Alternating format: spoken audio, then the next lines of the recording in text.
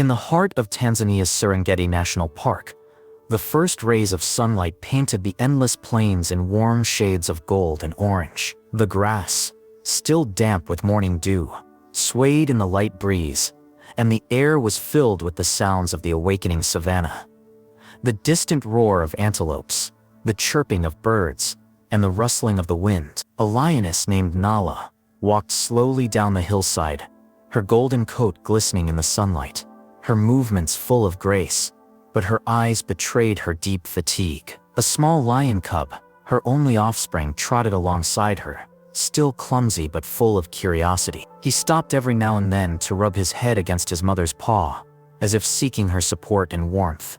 Nala and her cub were alone. They had long since separated from their pride, and the reasons for this were shrouded in mystery. Perhaps a conflict with other lionesses, or perhaps a threat from a stronger male lion, forced Nala to leave the pack. Now the two of them roamed the endless expanses of the Serengeti, fighting for survival every day. Nala hunted small antelopes and zebras, searched for water in drying pools, and the cub, whom she affectionately called Kudu, learned to imitate her movement. He was still too young to hunt on his own, but Nala patiently taught him everything she knew: how to stalk, how to wait for the right moment, how to use the wind to remain undetected. One hot morning, when the dry wind carried the smell of dust and grass, Nala decided it was time for a serious lesson. She led Kudu across the dry riverbed to another part of the plain where a large herd of wildebeest was grazing. Her eyes, sharp and attentive,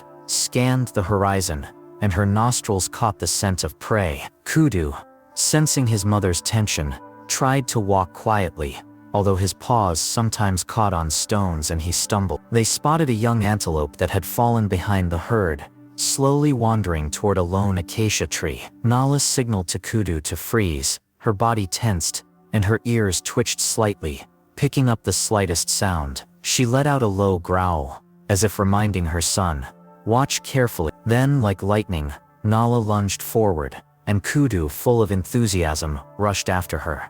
The chase began. Dust swirled up from under their hooves, and the sound of pounding filled the air. Sensing danger, the antelope darted to the side, trying to return to the herd. Kudu tried to keep up, but his small hooves couldn't keep up with his swift mother. The wildebeest herd, sensing the threat, began to form a protective circle, with the adult males lowering their horns in preparation for defense. Nala realized that the prey had escaped and tried to signal Kudu to retreat, but the situation was out of control. The herd of wildebeest went on the offensive. The huge males, enraged by the threat, began to stamp their hooves, raising clouds of dust. Their horns glinted menacingly in the sun, and their roars filled the air with fear. Nala growled louder, trying to scare them away and protect Kudu, but the forces were unequal. One of the males rushed forward, aiming his horns at the lioness. Kudu froze in panic, his eyes wide with terror. Nala, seeing that her cub was in danger, instantly turned and threw herself between him and the attacking wildebeest. She stood in the path of the enraged animal, her roar echoing across the plain, full of determination and maternal love.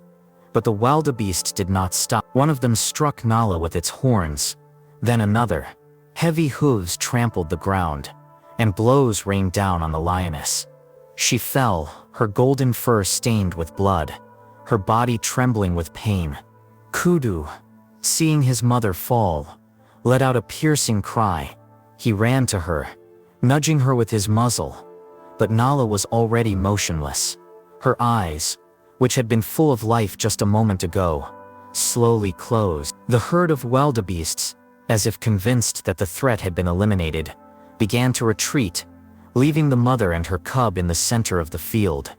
At that moment, a ranger jeep appeared on the horizon.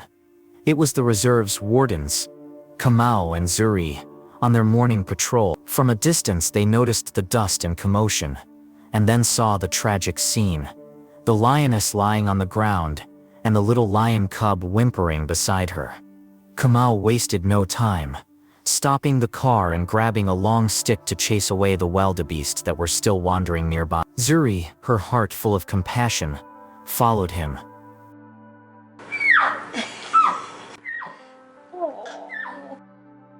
They slowly approached, waving their arms and making loud noises to scare the herd away. The wildebeests, noticing the people, reluctantly retreated, casting wary glances. When the field was empty, Zuri ran up to Nala. She knelt down, placing her hand on her fur, but her pulse was no longer beating. The lioness was gone forever. Kamau, seeing the tears in Zuri's eyes, shook his head silently. Kudu, trembling with fear, looked at the people. He was too small to survive on his own, and the rangers understood that leaving him here meant condemning him to death. Zuri carefully picked up the lion cub, despite his weak resistance. Kudu, exhausted and frightened, soon fell silent in her arm. They loaded him into the jeep and headed for the Serengeti Animal Rescue Center. Upon arrival at the center, Zuri laid Kudu on a soft blanket and checked him for wounds. The lion cub was unharmed, but his eyes were full of sadness. Kamau brought a bottle of warm milk and tried to feed the baby. At first, Kudu turned away, but hunger got the better of him, and he began to drink, timidly glancing at the people. In the days that followed, the rangers surrounded Kudu with care. Zuri became something of a second mother to him, spending hours by his side, stroking his fur and quietly singing songs in Swahili. Kamau, more strict but good-natured, came up with games to entertain the lion cub. Gradually, Kudu began to get used to people, although at night he sometimes whimpered, as if remembering his mother. After a few weeks, Kudu grew stronger, and the rangers began adding meat to his diet.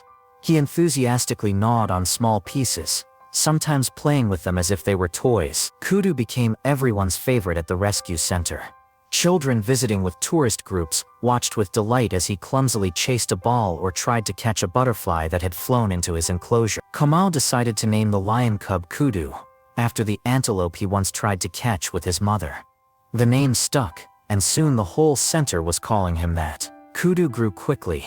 His paws became stronger and his movements more confident. If he was a male, he began to develop a mane, still sparse, but already hinting at his future greatness. If he was a female, her body became flexible and strong, ready for life in the savannah. To prepare Kudu for the wild, the rangers organized a training area for him. Kamau made simple prey out of fabric and rope, and Zuri taught Kudu to sneak up, hide in tall grass, and wait for the right moment to attack. Sometimes Kudu would comically fall, missing his target, which made all the staff laugh. But with each passing day, he became more agile and attentive. The center's veterinarians regularly checked Kudu's health to make sure he was developing properly. His eyes sparkled with curiosity, and his gait became more and more graceful. Every morning he ran around the enclosure, honing his skills, and in the evenings he loved to lie next to Zuri while she told him stories about the savannah. A year passed, and Kudu grew into a young, strong lion. His hunting instincts became increasingly pronounced, but the rangers knew that his connection with humans had made him too trusting to be immediately returned to the wild. They decided that Kudu would remain at the center for a while longer, until he was fully ready for life in the savannah. Zuri and Kamau often talked about how Nala sacrificed herself for her son. Her courage and love became an inspiration to them. They promised each other that they would do everything they could to ensure that Kudu grew up strong and independent, capable of respecting the laws of the wild. Kudu's story became legendary in the Serengeti. Tourists who visited the reserve listened with admiration to stories about the lion cub who survived thanks to his mother's love and human care. Every time Kudu went out into the training area, his movements reminded them of Nala, her strength, her grace, and her unmatched love for her cub. And although Kudu still had a lot to learn, his story was already full of hope. He was living proof that even in the harsh savannah, there is room for compassion and second chances. Friends, thank you for taking the time to read this story. If it touched your heart, don't forget to like it and subscribe to our channel to support us. See you in the next stories about wildlife.